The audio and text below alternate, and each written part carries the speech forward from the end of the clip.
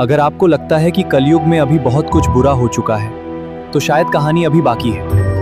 हिंदू धर्म ग्रंथों में कलयुग के आगे बढ़ने के साथ जिन परिस्थितियों का वर्णन मिलता है, वो सोचने पर मजबूर कर देती हैं।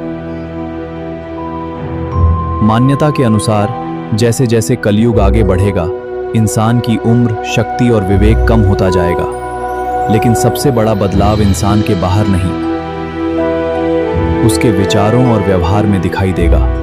कहा गया है कि धन को रिश्तों से ज्यादा महत्व दिया जाएगा। इंसान की पहचान उसके चरित्र से नहीं, बल्कि उसके धन और शक्ति से होने लगेगी।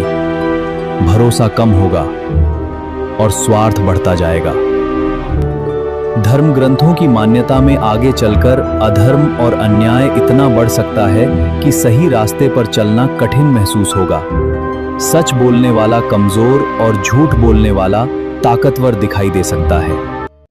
लेकिन इसी अंधकार के बीच एक उम्मीद भी बताई गई है, क्योंकि जब अधर्म अपनी चरम सीमा पर पहुंचता है, तब धर्म की पुनः स्थापना का समय आता है।